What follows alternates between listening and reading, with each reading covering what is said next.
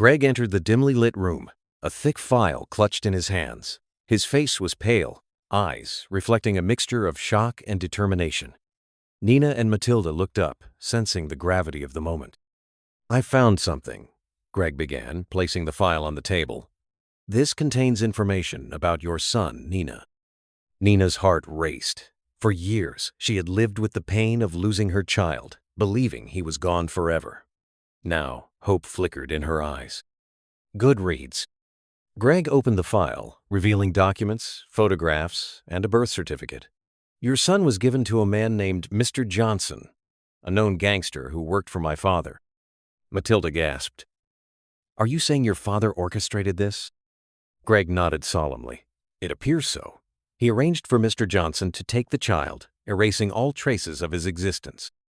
Nina's hands trembled as she reached for a photograph of a young boy, his eyes mirroring her own. "He's 23 now," she whispered. The search begins. Determined to find her son, Nina, Greg, and Matilda collaborated with the local police. Armed with the documents from the file, they initiated a search for Mr. Johnson. Detective Adebayo, leading the investigation, briefed the team. "Mr. Johnson has been off the radar for years, but we've tracked him to a compound on the outskirts of the city." The team prepared for the operation, ensuring all legal documents were in order. Nina clutched the birth certificate, a tangible link to her long-lost child. The confrontation. The convoy approached the compound under the cover of darkness. Police officers surrounded the perimeter, ensuring no escape. Inside, Mr. Johnson sat, unaware of the impending confrontation. The door burst open, and officers stormed in, apprehending him without resistance. Nina stepped forward, confronting the man who had taken her son. "Where is he?" she demanded. Mr. Johnson smirked. "He's not a boy anymore. He's a man, shaped by the life I gave him." The reunion. Through interrogation, the team discovered that Nina's son, now known as Daniel Jr., had been groomed into the criminal underworld. He had become a trusted enforcer, unaware of his true parentage. Greg arranged a meeting, hoping to reveal the truth. In a neutral location, Nina waited anxiously. Daniel Jr. entered, his demeanor guarded. Nina approached, tears streaming down her face. "I'm your mother," she whispered. He stared at her, confusion and anger battling within. "My mother died years ago." Greg stepped in. "They lied to you. My father orchestrated everything." Daniel Jr.'s world shattered as the truth sank in. The reckoning. Meanwhile, Greg's father remained hospitalized, unaware of the unfolding events. Daniel Jr., grappling with betrayal, made a decision. He visited the hospital, confronting the man who had manipulated his life. "You stole my life," he hissed, pulling out a concealed weapon. Before anyone could react, a shot rang out, ending the patriarch's reign. News of the incident spread rapidly. Greg, now free from his father's shadow, sought solace in finding his own mother. As preparations began, a surprising development occurred. Greg's mother, long believed dead, learned of her husband's demise. Determined to reunite with her son, she embarked on a journey back home. The new beginning. The family, once torn apart by secrets and lies, began the healing process. Nina and Daniel Jr. worked to build a relationship, while Greg embraced the return of his mother. Together, they faced the future, united by truth and the hope of redemption. The raid. They didn't waste time. Working closely with Detective Adebayo and a special operations unit, the team prepared for a controlled raid. The compound Mr. Johnson's fortress lay on the edge of the city, heavily guarded and fortified with men who'd sworn loyalty to him. As the convoy moved under the cloak of night, Nina clutched the birth certificate to her chest. It was more than paper. It was proof that he was real, that he was hers. "Everyone ready?" Adebayo asked, his eyes scanning the van. Greg, Nina, and Matilda nodded in unison. Moments later, a thunder of boots and commanding shouts shattered the compound's stillness. Mr. Johnson was found seated calmly in his office, whiskey in hand, flanked by 2 bodyguards who were quickly subdued. He didn't resist. He looked at Nina as if he had been expecting her all along. "You've come," he said with a twisted smile. "Where's my son?" Nina demanded. Mr. Johnson's smirk widened. He's not a boy anymore. He's the best I've ever trained. Go by Ghost now. Doesn't remember you. I don't want to. In a locked room deeper within the compound, they found him. His name now was Ghostal. Strong, eyes cold as steel, his body littered with scars and inked stories of violence and pain. He didn't fight. He stood in silence, arms crossed, as Nina stepped into the room. "I'm your mother," she whispered, voice breaking. He studied her face. "My mother died when I was born." "They lied to you." Greg stepped forward. "My father lied. Mr. Johnson lied." Ghost's eyes flickered just for a second, but then steeled again. "I don't believe you." Greg reached into the file and held out the birth certificate. "This is you. That woman, she's your mother. You were stolen, Ghost. Trained to be something you're not." He stared at the document. His hands didn't tremble, but his lips tightened. Then he turned and walked away without a word. Reckoning. Later that night, Ghost stood in the shadows of the hospital where Greg's father, Mr. Daniel, lay in critical condition. He'd learned the truth. Everything Mr. Johnson had told him crumbled like ash, rage pure and consuming boiled beneath his skin. He slipped past security, his presence unnoticed, and entered the room. Mr. Daniel lay in silence, machines beeping steadily. The man who'd ruined so many lives looked small, fragile. Ghost leaned in close. "You turned me into a weapon. Now I'm aiming that weapon back at you." Mr. Daniel opened his eyes just in time to see the barrel of the gun. A single shot echoed through the sterile hall. Echoes in the living room. Back at Matilda's home, the television flickered with breaking news. Former business tycoon and political financier Daniel Bishop found dead in hospital gunshot wound to head. His wife Greg's mother was in a modest coastal town when she saw the headline. Her hand clutched the armrest. As the camera zoomed in on the hospital she once called familiar, the anchor's voice seemed distant. She stood in silence for a moment, then walked to the closet, pulled out an old suitcase, and began packing. "I told him one day the past would come for us," she whispered. Crossroads. Greg spent the night pacing, contemplating whether he should look for his mother. He'd written her letters over the years, never sent, never dared. At dawn, a knock came at the door. He opened it and there she stood. A bit older, her ounce silver hair streaked with black, her eyes tired but piercing. "Mom?" "Gregory," she whispered. "We need to talk." The Hidden Empire. They sat at the kitchen table, sunlight streaming in through the blinds. Greg's mother, Eleanor, pulled out a small tin box. Inside photos, letters, and a USB drive. "You think your father was a monster," she said. "You don't know half of it." Greg leaned in. "What do you mean?" Daniel didn't just run guns and favors. He ran people. A child trafficking network disguised as an adoption agency. You were almost one of them, Greg. "What?" She nodded. "When I refused to let him give you up, he locked me away. Told everyone I died in a car crash. I escaped years later but stayed hidden for your safety." Greg felt his stomach drop. "And the drugs?" "They were trafficked inside those same channels hidden in supplies meant for orphans, care boxes, and medical aid. He had a partner, LAC Legacy Advancement Council. That's who you need to take down next." Greg felt his whole world shift again. "I thought killing him would be the end," he whispered. "It's only the beginning," Eleanor said.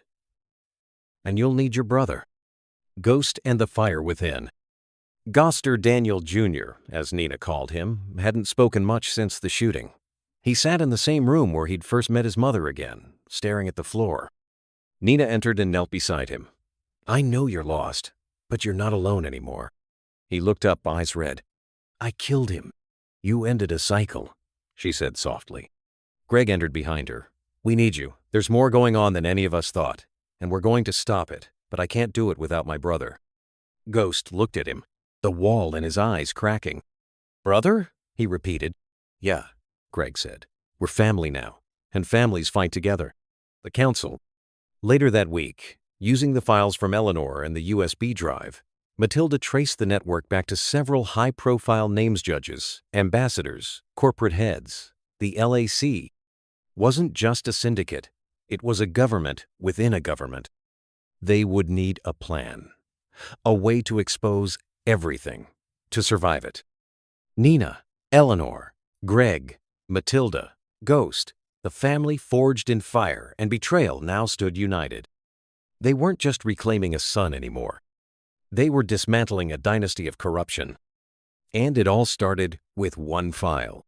The house had never felt so still. After Eleanor's revelations, silence hung like a shroud over everyone. Greg sat on the edge of the porch, watching the sun rise behind the city skyline. The same city that had been a graveyard of secrets. His jaw tightened as he clutched the USB drive his mother had handed him just hours earlier. Behind him, Nina and Daniel Jr. sat in the living room, barely speaking. Nina kept glancing at her son, the same boy she once held in a hospital bed 23 years ago. Now a man, now a killer. And yet, still hers. "I need to do something," Daniel Jr. finally said. His voice was hoarse, but resolute. "I can't just sit here." "We won't," Greg said as he walked back in. "We're going after the Legacy Advancement Council." Daniel looked up. "That's suicide." Greg stared at him. "Maybe. But someone has to burn the whole damn thing down." Eleanor stepped in behind him, cool and collected. "Not someone. All of us. Together." The USB drive revealed far more than Greg had imagined. Names, financial transactions, flight records, offshore accounts, video footage. It was a vault of Knight Marisa library of atrocities disguised as legal operations. Matilda helped them draw up a web of connections. The LAC was set up under the guise of helping at-risk children, she explained, highlighting a chart on her laptop. But they ran supply lines for synthetic opioids and moved children through fake adoption agencies. The real money? Weapons and organs. Greg slammed his fist on the table. "How deep does it go?"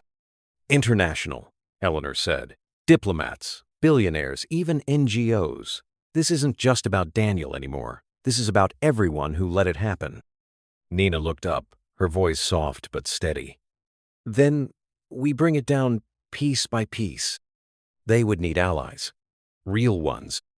Detective Adebayo agreed to go rogue. Quietly, he assembled a team of trustworthy officers, willing to risk everything. He had seen enough corruption in his department to know where not to look for help. "I'll keep the media fed just enough to make it seem like a slow burn," he said. "Keep pressure on their operations while you strike from the shadows." Their first mission: expose and dismantle one of the council's shell fronts a pharmaceutical warehouse, funneling both fake drugs and human cargo.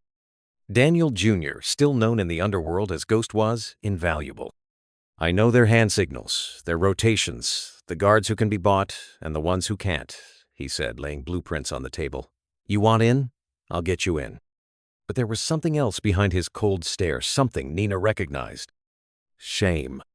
"You were a victim too," she said to him quietly, placing a hand on his shoulder. "Victims don't pull triggers," he muttered. "They do," she replied, "but they can also stop the next bullet."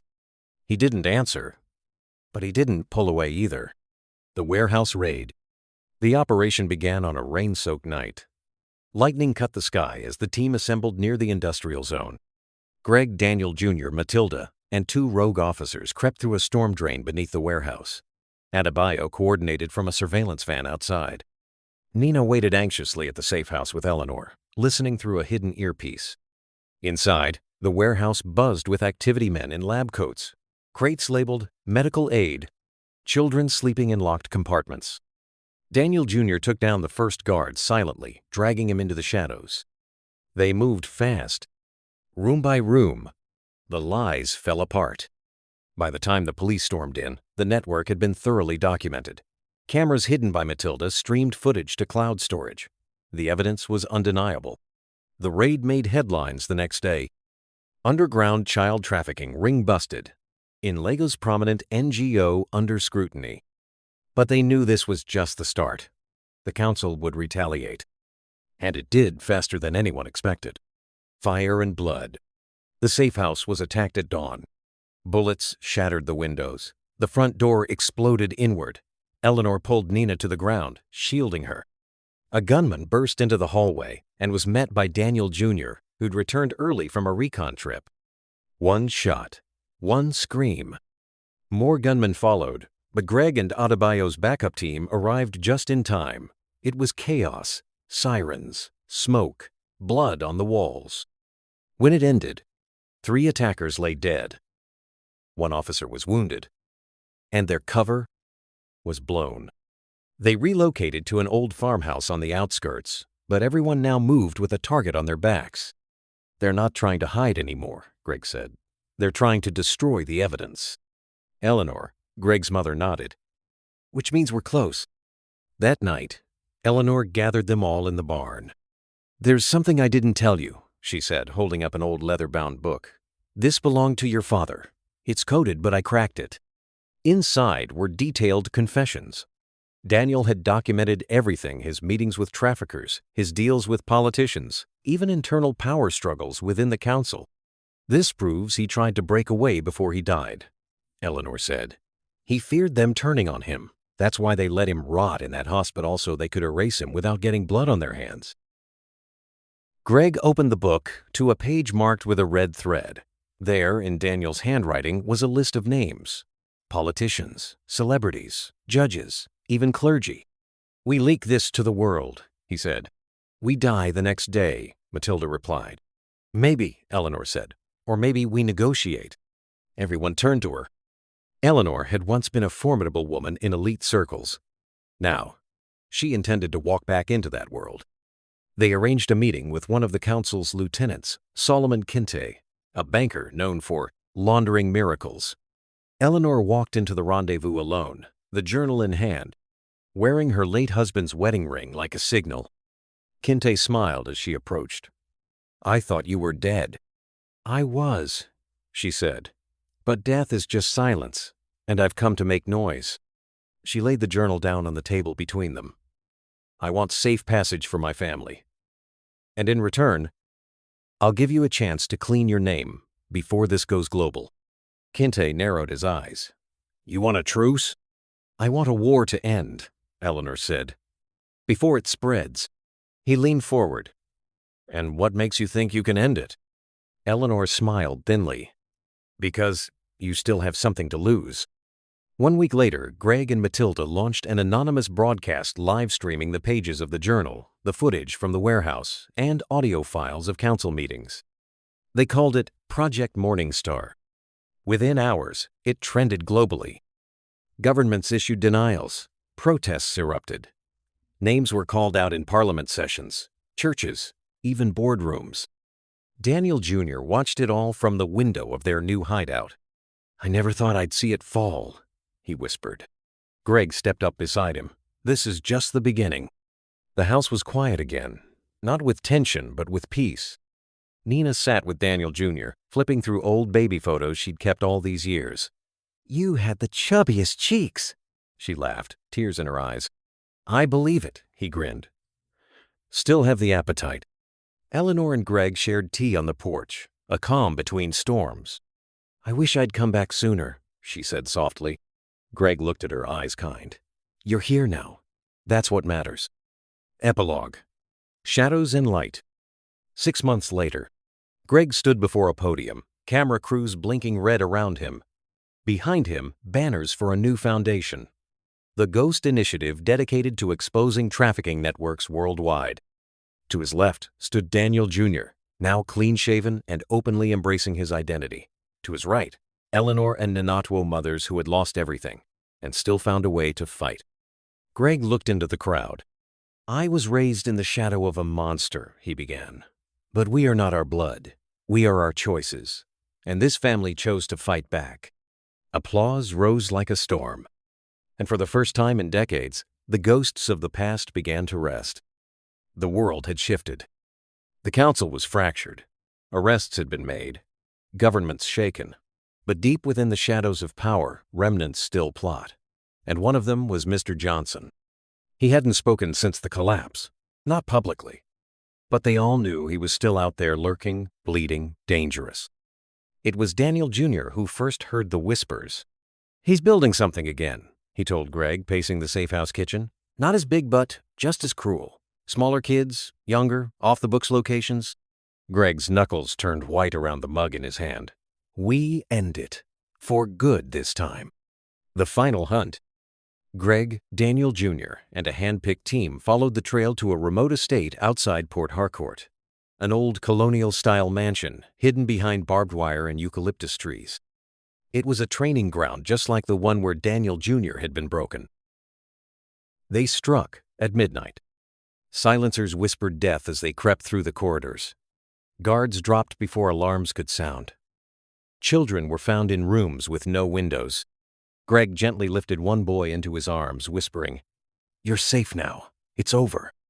And then came the last room. Mr. Johnson was waiting. Alone, calm, dressed in white. He looked older, slower, but there was still venom in his eyes. "You think this stops with me?" he said, looking at Daniel Jr. "I raised you. I made you into something useful." "You made me into a weapon," Daniel Jr. said.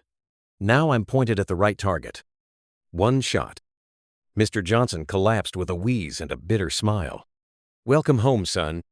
Daniel Jr. stood over him. "I already found my home. It's not with you." He walked out without looking back. 2 weeks after the dust had settled, Greg returned to his father's study. The old estate had been sealed off, the Daniel legacy legally dissolved, its assets either frozen or repurposed into the Gregory Daniel Foundation. The room smelled of leather, dust, and cold power. A half-burnt cigar still rested in the ashtray untouched since the day everything fell apart. Greg ran his hand along the mahogany desk, then opened the drawer where his father used to keep a small, locked box. Inside, a flash drive, a ring, and a single photograph, a much younger Mr. Daniel holding a baby. The back read, "For the empire to rise, the truth must vanish." Greg stared at the words, then crushed the photo in his fist. "You were wrong," he whispered. "The truth rose from your ashes." He dropped the ring onto the desk and walked out. He didn't look back. The woman on the balcony. Eleanor stood on the balcony of their new Lagos home, the sea wind tugging gently at her silvering hair. Nina stepped up beside her, holding a glass of wine. "You okay?" Nina asked. "Better than I deserve," Eleanor replied.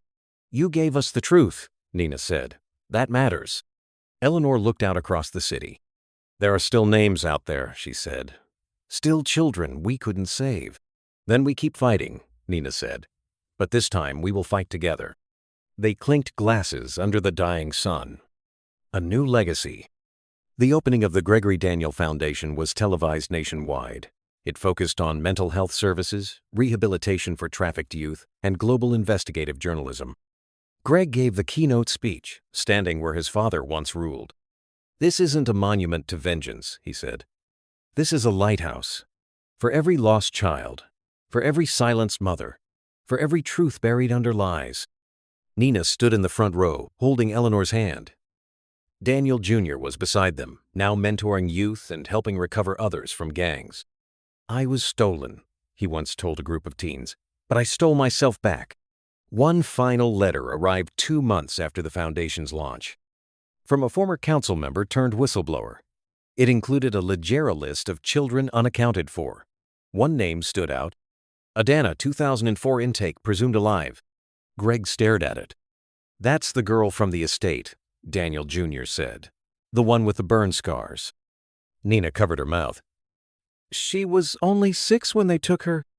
They launched a quiet operation through trusted media, satellite groups, and ex-agents. Adana was found 6 weeks later, living under a new name, scarred but strong, painting murals in a local orphanage. When she was reunited with her mother, the world watched in stunned silence. It was a quiet evening. The house was full of light and laughter. Matilda danced with Adebayo, barefoot in the kitchen. Eleanor read from a worn book to a small group of children sitting around her like sunflowers to the light. Nina tucked Daniel Jr.'s old childhood photo into a new album titled Homecoming. Greg sat by the window, watching the stars blink above the skyline. "I don't know if we fixed everything," he said aloud, though no one was nearby. But we broke the silence. He took a deep breath, and for the first time in years, he smiled. Epilogue. The final broadcast. A year later, Greg walked into a studio where his foundation streamed live updates and global initiatives. A new plaque on the wall read, "For the ghosts who were never seen, for the mothers who never gave up, for the future we still believe in." The lights blinked on. The broadcast began. Greg looked directly into the camera. Where there was darkness, we lit a match. Where there was silence, we raised our voices. And where there was injustice, we made noise that could never be ignored again. He paused. We are the survivors, the witnesses, the ones who live to tell the truth. Then he smiled gently. End of chapter.